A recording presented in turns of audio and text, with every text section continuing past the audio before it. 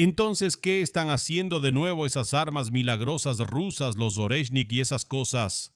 Rusia atacó a Ucrania con un poderoso misil hipersónico Oreshnik. Kiev está en llamas. Sobre cómo Kiev está en llamas y lo que está sucediendo en el frente. Por supuesto que ya lo contamos en el video anterior, donde hice una actualización clásica del frente y describí qué fue alcanzado con qué y qué tan increíbles fueron los atacantes rusos y qué tan increíbles fueron los defensores ucranianos. Eso fue lo que analizamos ahí. Pero ahora me gustaría analizar esas armas milagrosas, esa especie de santa trinidad de misiles, sobre la que en Chequia circulan muchos rumores, errores y mitos en las redes sociales acerca de qué son realmente, cómo funcionan, y los periodistas que llaman a Oreshnik un misil hipersónico tampoco ayudan mucho con eso. Creo que hay un gran desorden en todo esto, así que hoy podríamos aclarar un poco cómo se diferencia, por ejemplo, el Oreshnik de los Kinzhal y cómo se diferencia el Kinzhal de los Zircon para que sepamos qué es qué y para que no sigamos diciendo tonterías completas en las redes sociales. Porque me parece que la gente realmente ni siquiera sabe bien cómo funciona el Oreshnik y piensan que es simplemente algo que en realidad no es. Y creo que los medios contribuyen mucho a esto. Así que vamos a repasar tanto el Oreshnik como el Kinzhal y el Zircon, pero empezaremos con el Oreshnik. Y creo que es bueno empezar diciendo que es un gran error llamar al Oreshnik un misil hipersónico. Porque por supuesto el Oreshnik supera Mach 5 en cierta etapa. De hecho, incluso alcanza Mach 10. Pero el problema es que todas las misiles balísticos que cumplen una función como la del Oreshnik alcanzan esas velocidades. Es decir, un misil balístico que originalmente es intercontinental y luego se limita, por ejemplo, a ser continental, tiene el mismo tipo de motor de cohete que el Oreshnik y funciona de la misma manera. Sale a las capas altas de la atmósfera y luego suceden cosas allí. Porque en el momento en que un misil balístico casi sale de la atmósfera de nuestro planeta, casi siempre alcanza velocidades de Mach 5, Mach 8, Mach 10, porque ya no hay resistencia significativa del aire y porque el motor de cohete sigue funcionando de alguna manera. Pero por definición a esto no se le puede llamar un misil hipersónico, porque ¿cuál es la definición de un misil hipersónico? Porque antes era algo muy específico, que un misil hipersónico tenía que superar Mach 5. Hoy en día tenemos una definición algo distinta de misil hipersónico. Un verdadero misil hipersónico, primero, supera Mach 5, segundo, es guiable y puede cambiar de dirección durante su vuelo, y tercero, durante todo su vuelo permanece en comunicación con el operador, quien puede cambiar su dirección. Así que puede corregirse ligeramente o permanece en comunicación con los satélites. Esos son los puntos que debe cumplir. Y en cuanto al Oreshnik, ese no cumple con eso. Es un misil balístico que en el momento en que se lanza ya tiene programado a dónde debe volar. Sale al espacio o al espacio sale a las capas altas de la atmósfera, ahí se abre, sí, se abre, de ahí caen o caen de ella 6 proyectiles más que se orientan en la dirección en la que deben orientarse hacia los lugares donde deben golpear, así se apuntan, luego se abren y de esas 6 cápsulas o de esas 6 cajas caen 6 proyectiles más y esos después son lanzados hacia su objetivo.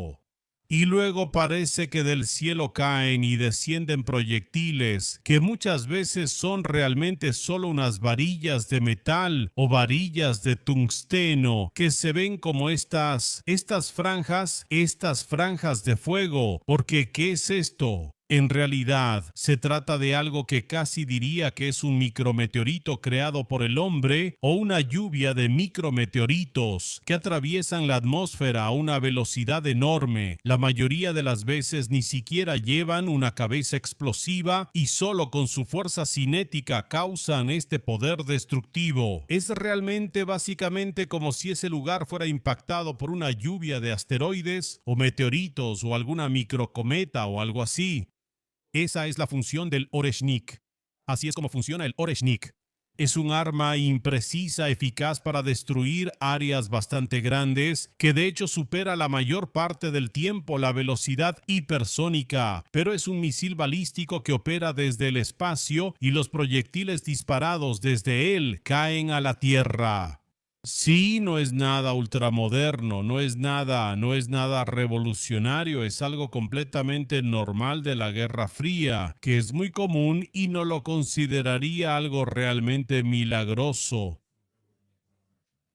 Claro, ahí hay una amenaza enorme y eso es algo que mucha gente subestima. Hay una amenaza enorme en el hecho de que tienes esos 36 proyectiles, que son 6 veces 6 proyectiles que son prácticamente imposibles de derribar proyectiles. Y aquí tienes esos 36, aquí tienes esos 36 muy rápido, vuelan muy rápido y son muchos. Así que la defensa antiaérea realmente no puede lidiar con eso adecuadamente. Y la mayoría de las veces no vuela solo, la mayoría de las veces va acompañado de otros misiles. ¿Sí? Entonces, ¿en qué es fuerte el Oreshnik? El Oreshnik es fuerte porque satura la defensa antiaérea y al mismo tiempo causa un enorme efecto psicológico, ya que prácticamente nunca sabes exactamente dónde va a caer. Realmente no se puede calcular hacia dónde están dirigidos esos proyectiles y es extremadamente difícil defenderse contra esto. Al mismo tiempo es bueno darse cuenta de que básicamente es un cohete espacial que tiene pues varios metros de largo. Tiene una electrónica bastante sofisticada, aunque es cierto que no es súper moderna, pero sí tiene una electrónica bastante sofisticada, diferentes sistemas de guiado inercial que forman parte de ella y así. Fabricarla toma varios meses y cuesta mucho dinero. Al final puedes lograr una destrucción mucho mayor por otros medios, incluso no nucleares, medios convencionales por mucho menos dinero, y el uso de misiles Oreshnik es más bien una cuestión propagandística.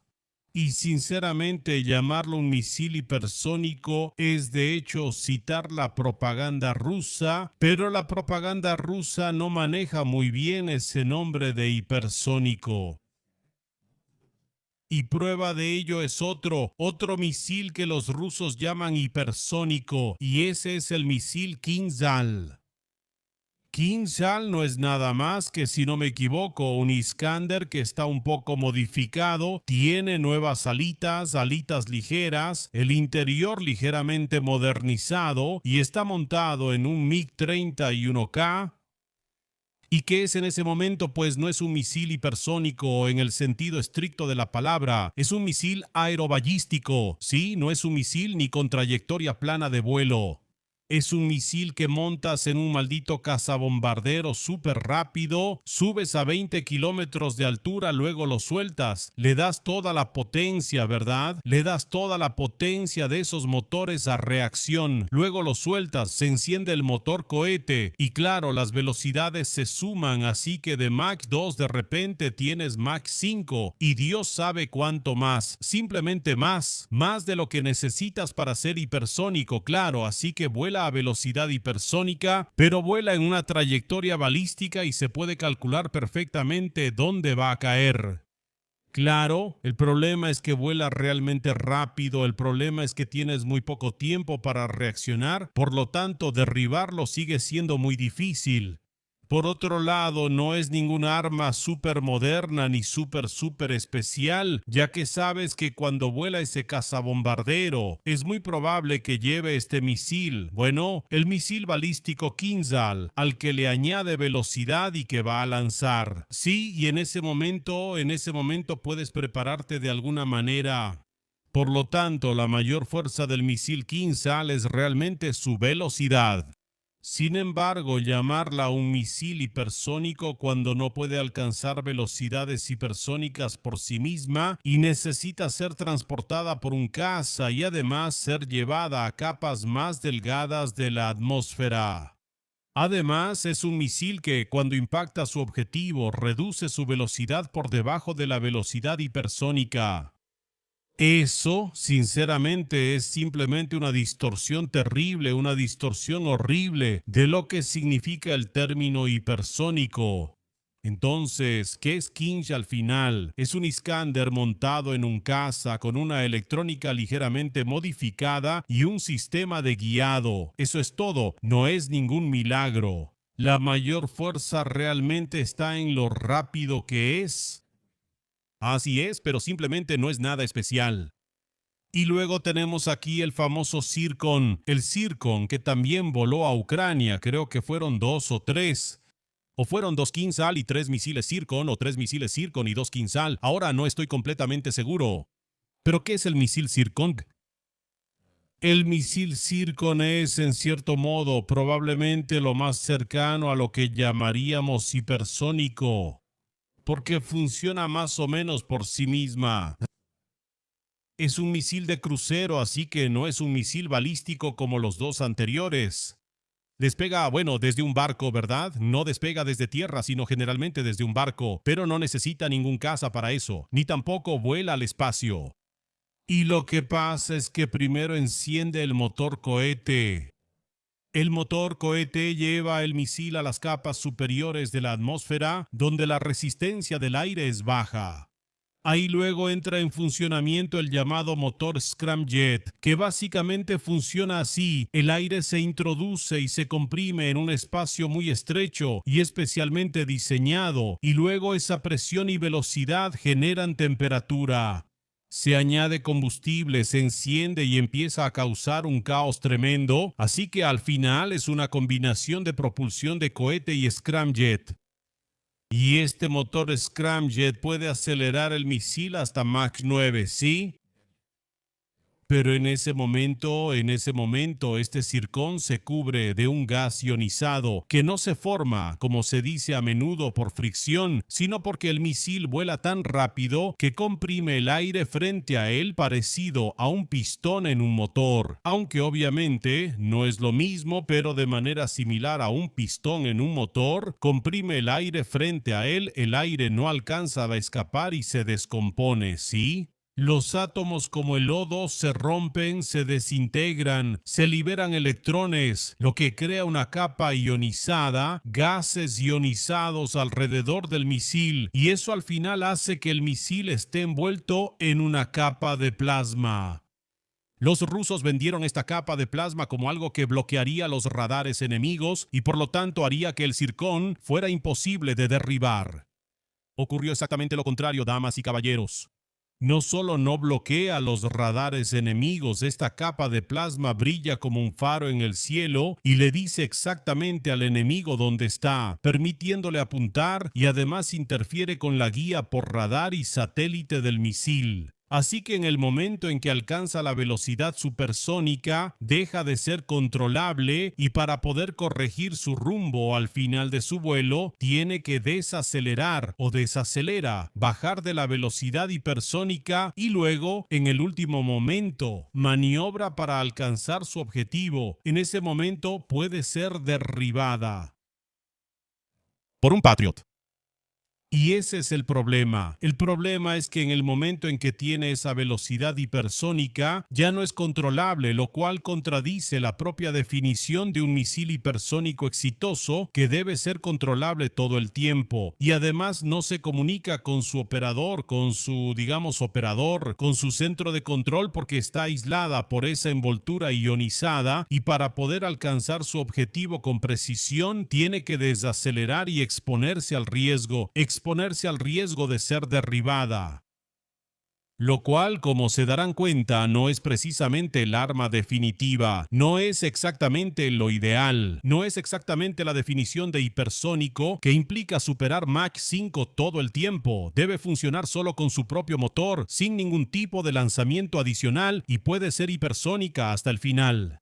¿Por qué no puede ser hipersónica hasta el final? No puede, porque en el momento en que fuera hipersónica hasta el final, primero en las capas más bajas de la atmósfera, podría desintegrarse o romperse, porque la forma en que es propulsada, es decir, ese scramjet, es bastante sensible a ciertos golpes y a ciertos flujos de aire, etc. Al cambio de flujo, así que en ese momento el scramjet se puede romper totalmente. No, y al mismo tiempo tampoco podría apuntar bien. Y te puedes preguntar, ok, si no se puede así, si no se puede con el radar, ¿por qué no lo hacen con un satélite? pues el satélite funciona exactamente igual que el radar. Tampoco puede llegar al misil cuando está envuelto en ese gas ionizado. Entonces te puedes preguntar, bueno, ¿y qué hay del guiado inercial? El guiado inercial es genial si le pones varios sensores y giroscopios al misil y esas cosas, le programas a dónde tiene que ir y ya el misil lo calcula, la computadora lo calcula y el misil va hacia allá.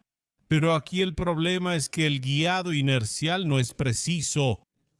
No es precisa, hay como microdesviaciones, pero hay microdesviaciones y a esas altas velocidades, cuando no es posible corregirlo con satélites o por radar o simplemente a distancia, esas desviaciones microscópicas al final pueden causar que el misil falle por varios metros. Lo cual, en ese momento, cuando está diseñado como un misil antibuque, pero ahora lo usan contra ciudades, sí, entonces si vuela un poco al lado, tal vez no sea un problema, pero aún así es malo golpear un Kinder cuando apuntas a un almacén de municiones, ¿sabes? Sucede, pero en ese momento, cuando hay esa pequeña desviación y no puedes corregirlo, simplemente lo lanzas al lado, lo cual es un problema, porque el zircón no contiene una ojiva explosiva muy potente y grande, ¿verdad? Pero por supuesto causa enormes daños solo por la velocidad misma, eso también es cierto.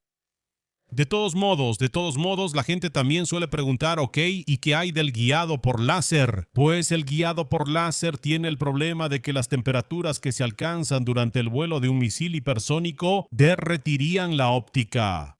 Así que por eso sería impreciso.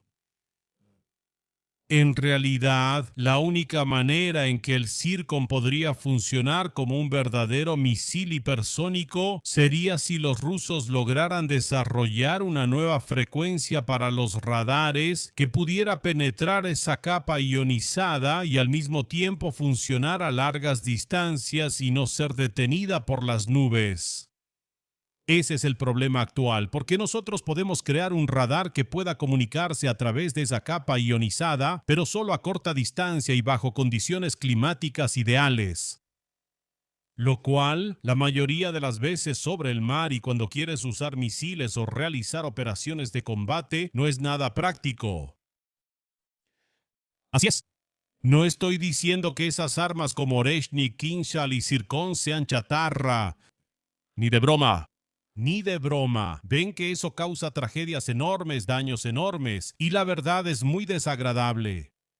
Pero eso de que mucha gente dice que es un superarma que está a años luz tecnológicamente de lo que tenemos en Occidente, pues no es así, ¿verdad? Solo que los rusos decidieron bajar los requisitos de lo que quieren de sus misiles hipersónicos y le llaman misil hipersónico a algo que nosotros diríamos, no manches, esa porquería no la vamos a usar, eso no es un verdadero misil hipersónico. Quizá ese es nuestro problema, que queremos cosas demasiado confiables y demasiado funcionales, mientras que los rusos dicen, ¡ja! Aunque no funciona como debería, pero oye, hasta cierto punto puede volar rápido, así que supongo que es mejor que si volara lento todo el tiempo. No cumple con esa definición, pero así le vamos a llamar. Sin embargo, llamarle misil hipersónico al Zircon o al Kinzhal es igual de absurdo que llamar misil hipersónico a los misiles balísticos, ¿verdad? El hecho de que vuele a Mach 5 o más por un rato no lo convierte en un misil hipersónico. Eso es simplemente pura propaganda de Moscú. No. Así que así es, damas y caballeros, definitivamente voy a hacer videos más detallados, editados y con más información sobre misiles y armas rusas. Eso está en mis planes. Sin embargo, déjenme saber en los comentarios cómo lo perciben ustedes, cómo sienten todo esto. ¿Qué otras tonterías han escuchado en internet sobre el poderoso, increíble, asombroso y divino misil Oreshnik que supuestamente va a cambiarlo todo aquí? Con eso quiero decir, como por encima de, ya sabes, como la Nutella, ya me entienden, bueno, no importa. Que simplemente va a barrer con todo aquí y... Sí, nos vemos en los próximos videos, chequen las actualizaciones del frente, síganme, vayan a los streams donde también se hizo este video, escriban en el chat y sí, definitivamente seguimos adelante.